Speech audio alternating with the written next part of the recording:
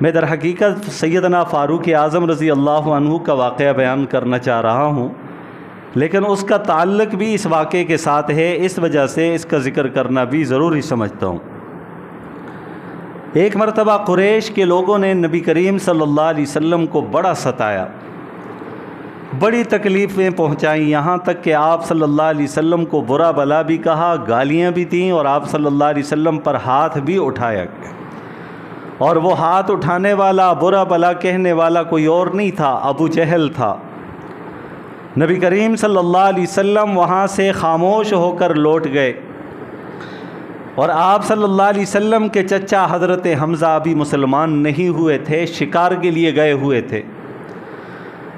جب شکار کر کے واپس پلٹ رہے تھے اپنے گھر کی طرف، تو کسی نے بتلا دیا کہ تمہارے بھتیجے محمد صلی اللہ علیہ وسلم کے ساتھ بڑا برا سلوک کیا ابو جہل نے، اور یہ کہا اور یہ کیا اور اس طرح کہا۔ امیر حمزہ رضی اللہ تعالیٰ عنہ ابھی مسلمان نہیں ہیں، آپ صلی اللہ علیہ وسلم کے چچا بھی ہیں اور آپ کے رضائی بھائی بھی تھے، یوں دوستانہ ان کے ساتھ ایک تعلق تھا، ایک ماحول تھا، کیونکہ عمر کے اندر بھی تھوڑا بہت فرق تھا۔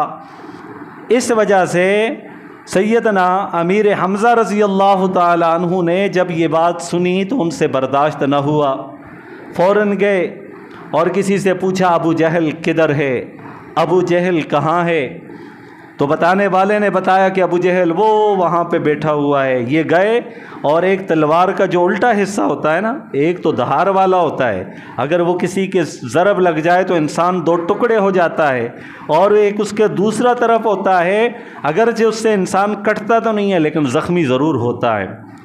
تو امیر حمزہ نے وہ تلوار جو تیز دھار تھی اس کے مخالف سمت والی اس کے سر پر ماری، جس سے اس کا خون بہا، اور پھر کہہ دیا کہ میرے بھتیجے کو اس طرح برا بلا کہتے ہو، تمہاری جرت کیسے ہوئی میرے بھتیجے کو اس طرح برا بلا کہنے کی؟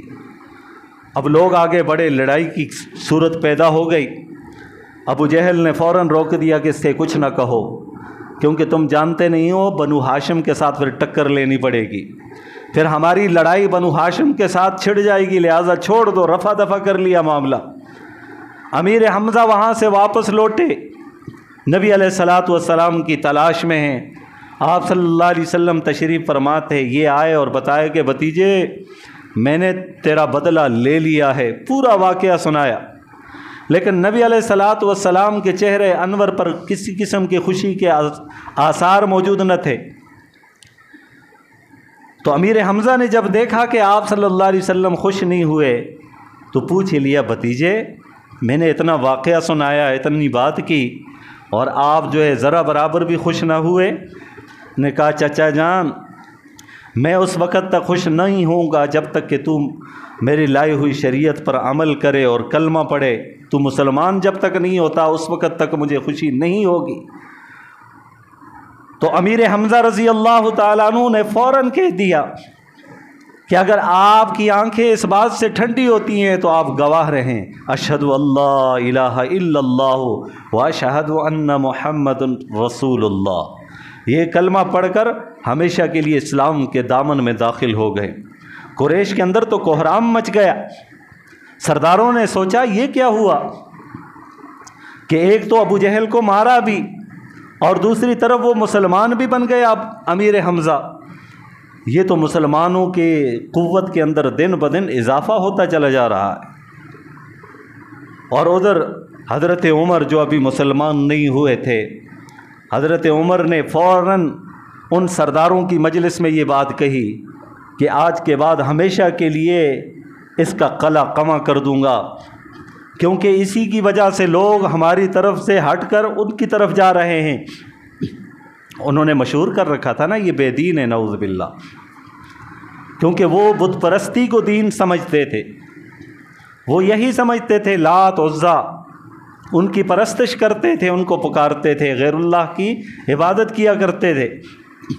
اب ان کے دین کے خلاف یہ بات تھی کہ ایک اللہ کی عبادت کرو، ایک اللہ کی عبادت کرو۔ تو یہ ان کے لیے بڑا مشکل مرحلہ تھا، فوراً کہتے تھے کہ یہ بے دین ہو گیا، تو لوگ کہنے لگے کہ یہ تو سارے کے سارے بے دین ہو جائیں گے، باپ دادا کے دین کو چھوڑ دیں گے۔ تو حضرت عمر نے فوراً کہہ دیا کہ نہیں، جب تک تلوار عمر کے ہاتھ میں ہوگی کوئی بھی اس طرح کی جرت نہیں کر سکے گا۔ چنانچہ اسی برے ارادے سے وہاں سے نکل پڑے بڑی تیزی کے ساتھ، ایک جذبے کے ساتھ، جوش کے ساتھ، خروش کے ساتھ وہاں سے نکلے۔ راستے میں ایک صحابی سے ملاقات ہوئی، کہا عمر خیر تو ہے، کہاں جا رہے ہو؟ کہا کہ بس ہمیشہ کے لیے مسلمانوں کے نبی کا خاتمہ کرنے جا رہا ہوں، نعوذ باللہ۔ انہوں نے کہا عمر مسلمانوں کے نبی کی کیا بات کرتے ہو؟ ذرا اپنے گھر کی تو خبر لو، تیری بہن اور تیرا بہنوئی جو ہے وہ بھی مسلمان ہو چکے ہیں۔ اس نے کہا یہ نہیں ہو سکتا۔ کہا کیوں نہیں ہو سکتا؟ تو فوراً حضرت عمر اس راستے کو چھوڑ کر اپنے بہنوئی کی گھر کی طرف روانہ ہو گئے۔ اندر گئے، جیسے ہی گھر کے پاس گئے دستک دی، اندر ایک صحابی تھے حضرت خباب، جو ان کو قرآن مجید پڑھانے کے لیے جایا کرتے تھے، جو ان کو قرآن مجید پڑھ پڑھ کے سنایا کرتے تھے۔ تو اندر سے جب بہن نے آواز دی کہ کون، تو باہر پتہ چلا کہ حضرت عمر آئے ہوئے ہیں، عمر آئے۔ تو وہ صحابی جا کر گھر کے کونے کے اندر چھپ گئے جو قرآن پڑھانے کے لیے آئے تھے۔ وہ جانتے تھے کہ عمر تو بڑا جری ہے، پتہ نہیں میرے ساتھ کیا ہوگا۔ جب کافی دیر گزری پھر اس کے بعد دروازہ کھلا تو اندر آئے اور فوراً کہنے لگے کہ میں نے سنا ہے کہ تم مسلمان ہو چکے ہو۔ تو حضرت سعید جو ان کے بہنوئی تھے حضرت عمر کے، فوراً کہنے لگے کہ ہاں اسلام سچا دین ہے اور اس دین کو میں نے قبول کر لیا ہے۔ تو حضرت عمر ان پر ٹوٹ پڑے، پکڑا ان کو، مارا، زد و کوب کیا، یہاں تک کہ نیچے گرا دیا ان کو۔ اتنے میں بہن آئی اپنے شوہر کو چھڑانے کے لیے۔ جب بہن آگے بڑھی تو حضرت عمر نے ان کو تھپڑ رسید کیا اپنی بہن کو۔ ان کی بہن نیچے زمین پر جا کر گری اور اوپر اٹھی، آنکھوں میں آنسو تھے، اور فوراً کہنے لگی کہ عمر جس ماں کا دودھ تو نے پیا ہے اسی ماں کا دودھ میں نے بھی پیا ہے، جس باپ کا خون تیری رگوں میں دوڑ رہا ہے اسی باپ کا خون میری رگوں میں بھی دوڑ رہا ہے۔ اگر تو کفر کے اندر اتنا پختہ ہے تو ہم اسلام کے اندر بھی اس سے زیادہ پختہ ہیں۔ اب ایک طرف بہن کو مارا تھا، دوسری طرف بہن کی یہ بات سنی۔ ذرا کیفیت کا آپ اندازہ کریں کہ کیا سما ہوگا کہ حضرت عمر جیسے جری، بہادر، سخت مضبوط انسان، اور ان کا تھپڑ جب ان کی بہن کو پڑا ہوگا تو اس وقت کیا کیفیت ہوگی۔ وہ رونے کی کیفیت، آنکھوں سے آنسو جھلک رہے ہیں، لیکن اس کے باوجود اسلام ان کے رگ و پے میں سرایت کر چکا تھا، اسلام کے اوپر ڈٹ گئیں۔ حضرت فاروق اعظم رضی اللہ تعالیٰ عنہ کا دل موم ہوا، فوراً کہنے لگے کہ تم کیا پڑھتے تھے، کیا پڑھ رہے تھے، ذرا مجھے بھی سناؤ۔ تو جب یہ بات کہنی تھی تو حضرت خباب جو اندر چھپ کے بیٹھے ہوئے تھے وہ بھی قریب آ گئے۔ انہوں نے کہا کہ اب تو یہ اس طرف مائل ہو رہے ہیں، کیونکہ انہوں نے سن رکھا تھا کہ نبی علیہ السلام نے دعا بھی مانگی تھی حضرت عمر خطاب کے اسلام لانے کے لیے۔ نبی علیہ السلام نے یہ دعا مانگی تھی، یا اللہ اسلام کو عزت عطا فرمائیے عمر ابن حشام کے ذریعے سے یا عمر ابن خطاب کے ذریعے سے۔ تو اللہ تعالیٰ نے دعا تو قبول کرنی تھی نا اپنے محبوب کی، اور وہ دعا حضرت عمر فاروق رضی اللہ تعالیٰ عنہ کے حق میں قبول ہوئی۔ تو یہ آثار بن رہے تھے، حضرت خباب اندر سے باہر نکلے تو بہن نے کہہ دیا تو مشرک ہے، تو ناپاک ہے، تو اس قرآن مجید کو ہاتھ نہیں لگا سکتا، اس کو چھو نہیں سکتا، اس نسخے کو۔ تو فوراً کہہ دیا کہ اس کا کیا طریقہ ہے؟ کہا کہ پہلے غسل کرو۔ غسل کیا، باہر آئے تو کہا کہ مجھے بھی سناؤ۔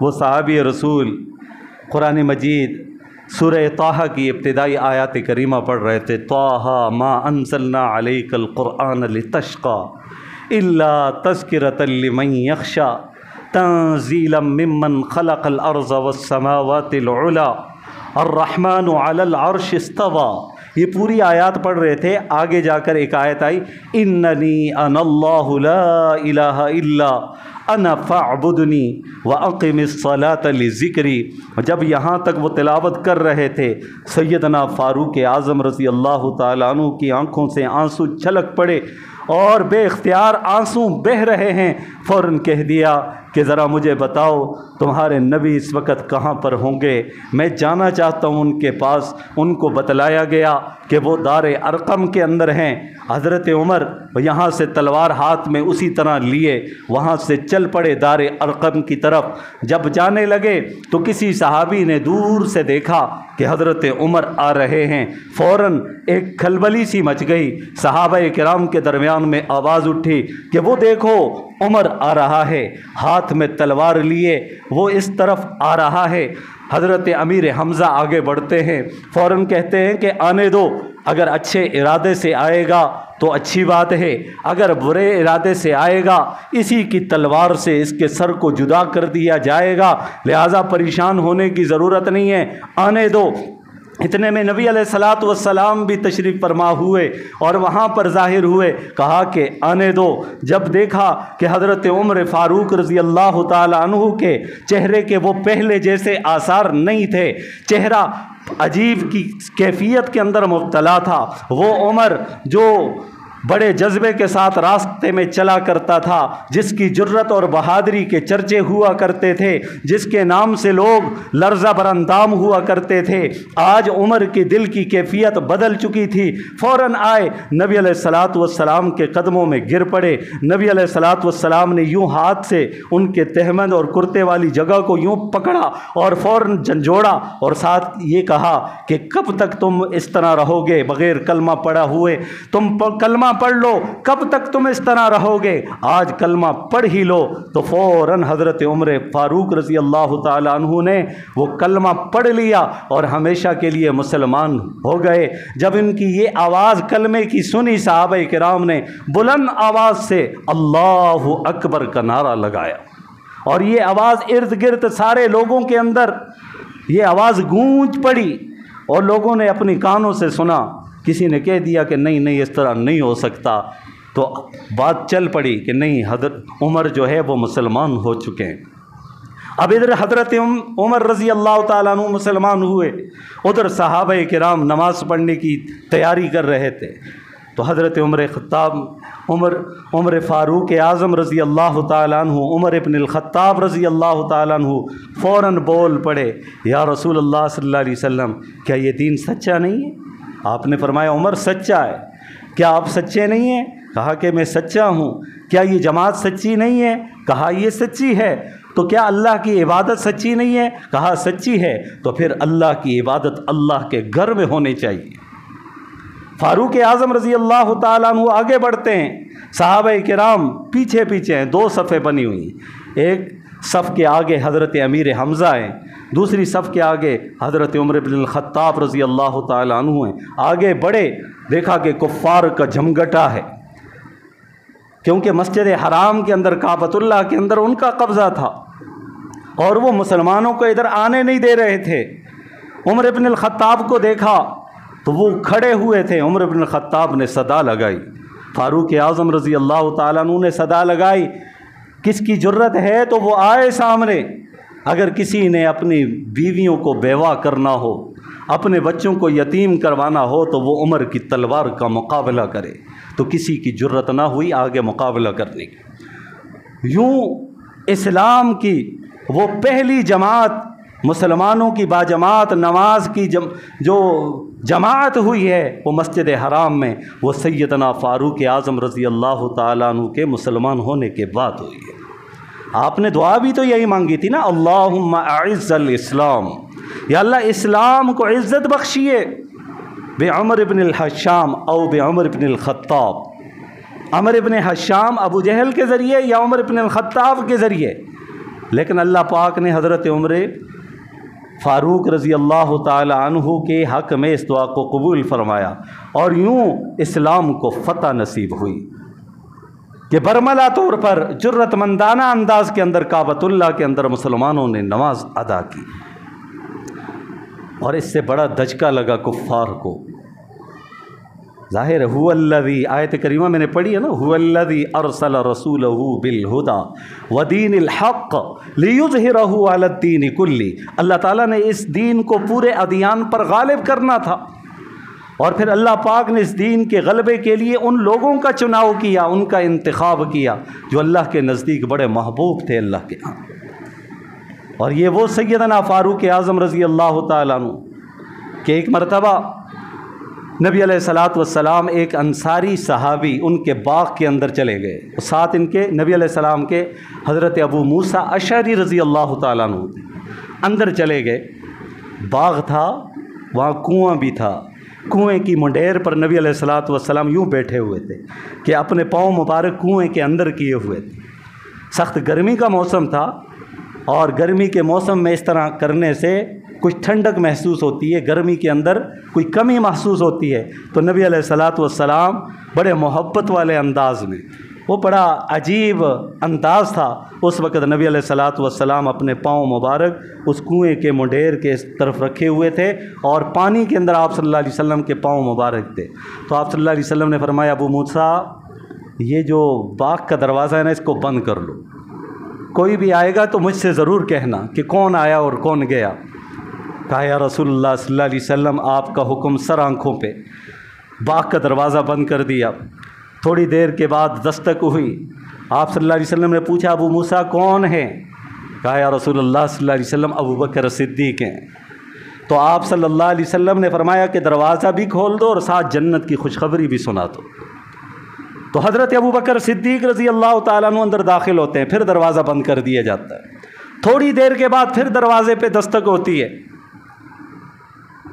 पूछा कौन? कहा कि उमर इब्न ख़त्ताब। तो आप सल्लल्लाहु अलैहि वसल्लम ने फरमाया कि अबू मूसा अशअरी, दरवाज़ा भी खोल दो और साथ उसका नाम लेकर कह दो कि तू जन्नती है, जन्नती होने की बशारत सुना दो उसे। जब सैयदना फ़ारूक आज़म रज़ी अल्लाह ताला अन्हु दाखिल हुए तो अबू मूसा अशअरी रज़ी अल्लाह ताला अन्हु ने नबी अलैहिस्सलातु वस्सलाम की ये खुशखबरी उन्हें सुनाई। तो हज़रत उमर फ़ारूक रज़ी अल्लाह ताला अन्हु वो अजीम हस्ती हैं जिनका नाम लेकर आप सल्लल्लाहु अलैहि वसल्लम ने फरमाया कि उमर जन्नती है, और ये अशरा मुबशरा में भी दूसरे नंबर पर है कि जिसके मुताल्लिक़ आप सल्लल्लाहु अलैहि वसल्लम ने फरमाया कि उमर जन्नती है, अबू बकर जन्नती है, उस्मान जन्नती है, हज़रत अली जन्नती है, अबू उबैदा बिन जर्राह जन्नती है। सब के नाम लिए, 10 अफराद के नाम लिए।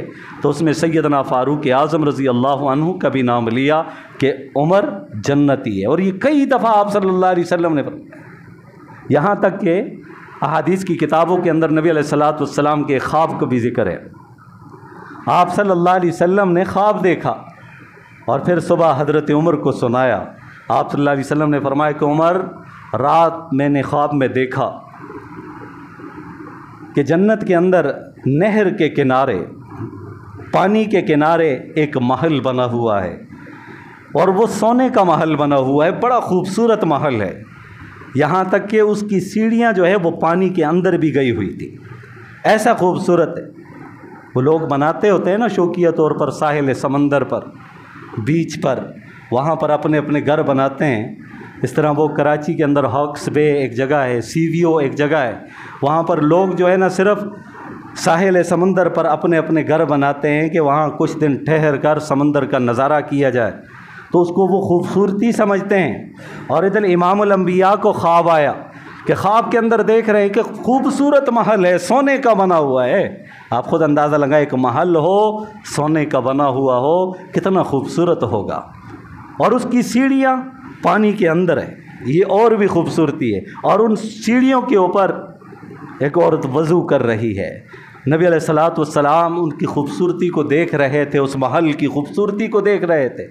और फिर अंदर जाने की आप सल्लल्लाहु अलैहि वसल्लम ने ख्वाहिश का इजहार यूँ किया, आगे बढ़े, फ़ौरन पीछे हट गए। कहा कि उमर, मैं अंदर देखना चाहता था इस महल को कि कितना खूबसूरत है, कि बाहर इतना खूबसूरत है ये महल, तो अंदर कितना खूबसूरत होगा।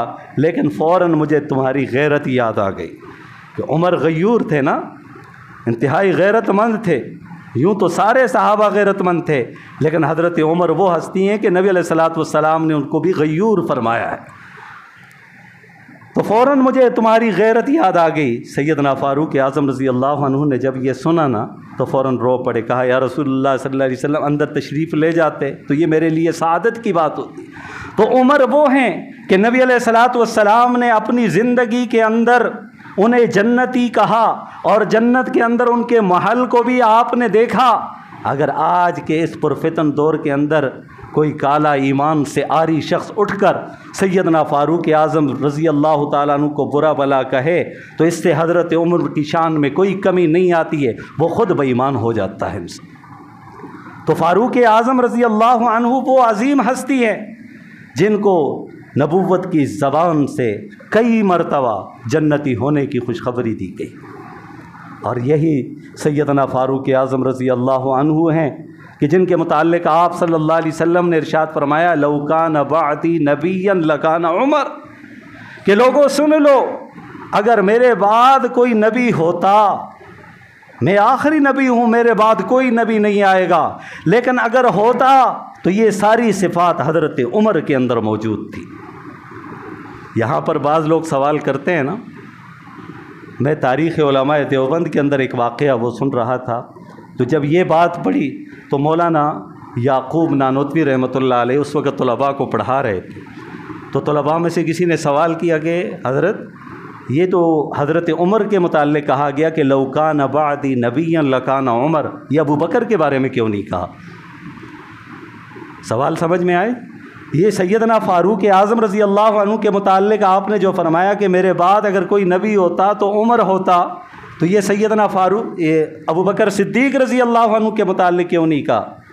تو فوراً مولانا یعقوب نانوتوی رحمۃ اللہ علیہ انہوں نے جواب دیا کہ یاد رکھو کہ حضرت ابو بکر کو جو آپ صلی اللہ علیہ وسلم کے ساتھ معیت نصیب تھی، محبت نصیب تھی، وہ معیت کبریٰ تھی، یعنی وہ اس طرح تھے کہ آپس میں جڑے ہوئے تھے، محبت کے اندر جڑے ہوئے تھے۔ تو آپ نے جو یہ فرمایا لو کان بعدی نبیا، کہ میرے بعد اگر کوئی نبی ہوتا، ابو بکر تو ساتھ پہلے سے ہی موجود تھے، تو ابو بکر کی معیت کبریٰ کا ذکر فرمایا، اور حضرت فاروق اعظم رضی اللہ عنہ کو ان دونوں کے بعد ذکر کیا بعدی نبیا لکان عمر۔ بہرحال یہ تو ایک علمی نقطہ تھا۔ تو سیدنا فاروق اعظم رضی اللہ تعالیٰ عنہ کے متعلق آپ صلی اللہ علیہ وسلم نے یہاں تک فرمایا، اور پھر فرمایا ایک حدیث مبارک کے اندر آتا ہے کہ عمر کی زبان پر ہمیشہ حق جاری ہوتا ہے، عمر کی زبان پر حق جاری ہوتا ہے۔ یہاں پر لوگ تو کہتے ہیں کہ وہ عمر نے تو فلاں کا حق کھا لیا، امام الانبیاء فرما رہے ہیں عمر کی زبان پر ہمیشہ حق جاری ہوتا ہے۔ اور اللہ تبارک و تعالیٰ نے دنیا کے اندر ہی آج تک، آج کتنی جو ہے نا ٹیکنالوجی کا دور ہے، جدید دور ہے، مشینری کا دور ہے، روبوٹ کا دور ہے، نت نئی چیزیں سامنے آ رہی ہیں، لیکن ذرا دیکھیے ان کے جا کر جن کے ہم گن گاتے ہیں نا، جن کے کلچر کو اپنانے میں ہم فخر محسوس کرتے ہیں مغربی لوگ، ذرا دیکھیے انہوں نے اپنے نظام کو سیدنا عمر فاروق رضی اللہ تعالیٰ عنہ کے بنائے ہوئے نظام پر اپنے آپ کو کھڑا کیا، اور وہ اتنا مضبوط نظام تھا کہ آج کافروں نے اس پر عمل کیا ہے تو دنیاوی اعتبار سے کامیاب نظر آ رہے ہیں، حالانکہ آخرت میں ان لوگوں کا کوئی حصہ نہیں ہوگا، ایمان جو نہیں ہے، لیکن دنیاوی اعتبار سے جو ترقی پذیر ہیں وہ لوگ، انہوں نے ان اصولوں کو اپنایا ہے جو سیدنا فاروق اعظم رضی اللہ عنہ نے ان اصولوں کو بنایا تھا۔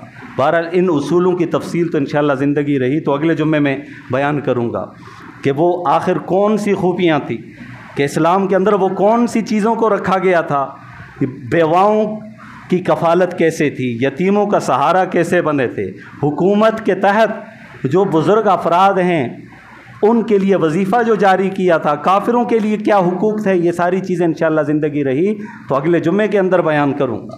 لیکن فاروق اعظم رضی اللہ تعالیٰ عنہ ایسے فضیلت والے ہیں، ایسے مقام والے ہیں، ایسی شان والے ہیں کہ جنہوں نے بیت المقدس کو فتح کیا بغیر لڑائی کے، بغیر لڑائی کے۔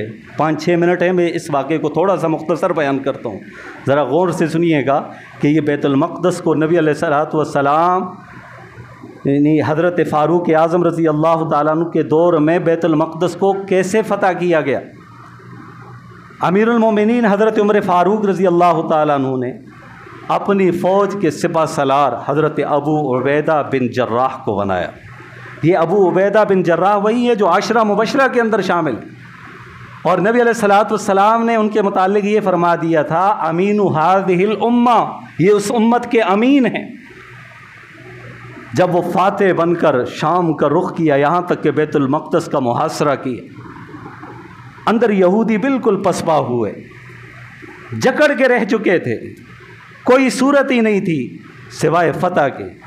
लेकिन उनके कुछ लोग जो राहिब थे, बड़े थे ना, जमा होकर अबू उबैदा बिन जर्राह के पास आए, कहने लगे कि आप अपने खलीफा को बुलाओ, खलीफा वक़्त को बुलाओ, हम उनके अंदर कुछ निशानियां देखेंगे, अगर हमें वो निशानियां नज़र आ गई ना तो हम बग़ैर किसी लड़ाई के, बग़ैर किसी मुज़ाहमत के बैतुल मक़दस का कब्ज़ा उनको दे देंगे।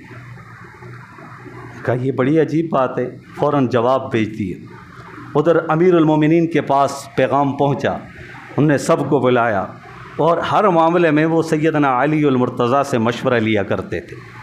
सैयदना अली अल मुर्तज़ा रज़ी अल्लाह ताला अन्हु को अल्लाह ने बड़ी सिफ़ात से नवाजा था कि अमीरुल मोमिनीन उमर बिन ख़त्ताब जैसे बहादुर शख्स अमीरुल मोमिनीन उनसे मशवरा लिया करते थे। तो उस वक़्त सैयदना अली अल मुर्तज़ा ने मशवरा दिया अमीरुल मोमिनीन, क्योंकि वो जानते थे कि पूरी सल्तनत की बागडोर इन्होंने संभाल रखी है, अगर ये चले जाएंगे तो यहाँ क्या होगा। कहा अमीरुल मोमिनीन मेरी राय तो ये है, लेकिन दीगर सहाबा इकराम की राय कसरत के साथ ये थी कि आप जाइए। तो सैयदना उमर बिन ख़त्ताब रज़ी अल्लाह ताला अन्हु के दिल के अंदर भी ये ख्वाहिश ज़ाहिर हुई कि मैं जाऊँगा ज़रूर। और जिस वक़्त ये बातें हो रही थीं उस वक़्त अमीरुल मोमिनीन हज़रत उमर रज़ी अल्लाह ताला अन्हु के कुर्ते के ऊपर पैबंद लगे हुए थे, बड़ी तादाद में, बाज़ ज़िक्र करते हैं 8 थे 9 थे, बहरहाल बड़ी तादाद, यहाँ तक कि एक बड़े चमड़े का पैबंद लगा हुआ था जुब्बे के अंदर। तो चल पड़े, मशवरा तय हुआ के जा रहे हैं। लागर ऊँटनी थी तो किसी ने मशवरा दिया, अमीरुल मोमिनीन अब तो फतूहात का दौर है, हालात अच्छे हो चुके हैं, आप कीमती लिबास पहने, कीमती लिबास पहने ताकि काफिरों को भी पता चल जाए कि मुसलमान अब वो इस तरह नहीं रहे, मुसलमानों पर भी अल्लाह ने बड़ा फजल व करम कर लिया है, लिहाजा आप जो है कीमती लिबास पहनिए और इस लागर ऊँटनी को छोड़िए, कीमती जो है वो घोड़ा है उसका इस्तेमाल कीजिए। उन्होंने मजबूर किया, यहाँ तक कि हज़रत उमर फ़ारूक रज़ी अल्लाह ताला अन्हु ने वो कीमती जोड़ा पहन भी लिया और उस घोड़े पर सवार भी हुए। थोड़ी दूर जाके गिरे, यानी यहाँ पर चले, मसलन यहाँ से वो मस्जिद तक, वो गेट तक जो है ना चले, फ़ौरन वहाँ से उतर गए। कहा कि मेरे दिल मुझे इस बात की इजाज़त नहीं देता, मैं अपनी ही ज़ाती ऊँटनी पर जाऊँगा और जो ज़ाती मेरा लिबास है मैं वही पहन कर जाऊँगा। तो वही कुर्ता उठाया और पहन लिया और लागर ऊँटनी पर बैठ गए, एक खादम साथ, और खादम से हज़रत उमर फ़ारूक रज़ी अल्लाह ताला अन्हु ने ये कहा कि रास्ते में हम चलेंगे, दूर सफ़र है तो इसमें 1 मील पैदल तुमने चलना है और फिर दूसरे मील तुमने बैठना है, तो मैं इसकी मुहार पकड़ के पैदल चलूँगा। कहा अमीरुल मोमिनीन मैं ग़ुलाम हूँ, मेरी क्या हैसियत, आप ऊपर ही रहिए, मैं ही पैदल चलूँगा। अमीरुल मोमिनीन ने फरमाया कि अगरचे ग़ुलाम हो लेकिन इंसान हो, ये इंसानियत का दर्द, ये हुक्मरानी के सारे उसूल, सैयदना फ़ारूक आज़म रज़ी अल्लाह अन्हु की ज़िंदगी का मुताला किया जाए तो हर एक के लिए रहनुमाई मिलती है कि मुसलमान हुक्मरानी कैसे करें। हज़रत उमर को अपना आइडियल बना लें, उन जैसे निज़ाम को अपना लें, यकीन जानिए अमन ही अमन होगा, सुकून ही सुकून होगा, फतूहात शुरू हो जाएंगी और मुसलमानों का कद और उनकी इज़्ज़त जो है पूरी दुनिया के अंदर गालिब आकर रहेगी। तो फ़ारूक आज़म रज़ी अल्लाह अन्हु ने फ़ौरन कह दिया अगरचे तू ग़ुलाम है लेकिन इंसान तो है, तो इसलिए 1 मील मैं चलूँगा, सवार होऊंगा, 1 मील तुम सवार हो। किस्सा मुख्तसर चलते रहे, यहाँ तक कि बैतुल मक़दस वाली जगह तक पहुँचने के लिए 1 मील का फ़ासला रह चुका था। अब बारी किसकी थी सवार होने की? ग़ुलाम की थी। और मुहार पकड़ने की बारी फ़ारूक आज़म रज़ी अल्लाह अन्हु की थी। ज़रा गौर कीजिए, वक़्त के खलीफा हैं, अमीरुल मोमिनीन हैं, वक़्त के बादशाह हैं, वक़्त के अमीर हैं, सल्तनत की बागडोर संभालने वाले हैं, लेकिन इस मौके पर कह रहे हैं कि अब तुमने सवार हो। कहा अमीरुल मोमिनीन پورے راستے کے اندر میں نے اپنی باری کی ہے، اب آپ جائیے وہاں پہ، آپ وقت کے امیر ہیں، آپ اچھے نہیں لگتے کہ باغ اس کی جو ہے نا مہار کو تھامے آپ آگے جائیں اور میں اوپر سوار ہوں گا؟ کہا کہ نہیں، پہلے طے ہوا تھا، لہٰذا تم نے سوار ہونا ہے۔ اب جب وہ چل پڑے تو راہ ارد گرد آئے، صحابہ کرام بھی آئے، ابو عبیدہ بن جراح بھی ہیں، سارے ہیں، تو انہوں نے فوراً کہہ دیا کہ یہ بتاؤ کہ سواری پر سوار کون ہے؟ یہودیوں نے کہا سواریوں پر سوار کون ہے؟ سب نے کہا کہ یہ خادم ہے۔ کہا کہ ہاں، ہم نے اپنی کتابوں میں پڑھا تھا کہ بیت المقدس کو فتح کرنے والا ایک ایسا شخص آئے گا کہ جو وقت کا امیر ہوگا، اور جب اس کی باری آئے گی اس طرح کی وہ ساری باتیں لکھی ہوئی تھیں، تو جب وہ ہمارے پاس پہنچے گا تو خادم سوار ہوگا اور امیر اس کی مہار تھامے ہوگا۔ تو فوراً کہہ دیا کہ ایک نشانی تو پوری نظر آئی۔ اس نے کہا نہیں، اس کے اندر مزید تفصیل بھی تھی کہ اس کے کرتا ہوگا، اس کے اندر اتنے پیوند ہوں گے۔ قریب آ کر دیکھا تو اتنے ہی پیوند لگے۔ ان کا بھی جو ہے یقین تھا نا، پچھلی کتابوں پر یقین تھا اور وہ سمجھتے تھے۔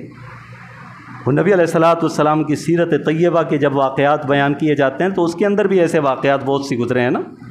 تو جب انہوں نے دیکھا کہ پیوند بھی لگے ہوئے ہیں، فوراً ان کے بڑوں نے کہہ دیا یہ چابی آپ کے حوالے ہے، بغیر کسی خون خرابے کے، بغیر کسی لڑائی کے سیدنا فاروق اعظم رضی اللہ عنہ بیت المقدس کے فاتح بنے۔ اور اس وقت مسلمان جو تھے اس دھرتی کے اندر وہی تھے، کچھ وہاں پر مکہ مکرمہ کے اندر، مدینہ منورہ کے اندر تھے، اور کچھ جو ہے وہ ابو عبیدہ بن جراح کی قیادت میں وہ دین کی سربلندی کے لیے میدان میں نکلے ہوئے تھے۔ تو دیکھیے ان کے اس حکمت اور مدبرانہ انداز سے کہ ان کی حکومت کیسی تھی۔ آج ان کا نام لینا تو بڑا آسان ہے، لیکن ان کی زندگی کے ان حقائق کو سمجھنا اور دین کو نافذ کرنے کے لیے قربانیاں پیش کرنا، یہ ہمارے لیے بڑا مشکل ہے۔ ہم چاہتے ہیں نظام بدل جائے لیکن مجھے کچھ نہ ہو، ہم چاہتے ہیں حالات بدل جائیں پر میں اس میں شامل نہ ہوں، بس دور دور سے بس میں دیکھتا رہوں اسلام پھلتا رہے پھولتا رہے۔ اسلام پھلے گا پھولے گا تب جب تو میدان عمل میں نکلے گا، قربانی پیش کرے گا۔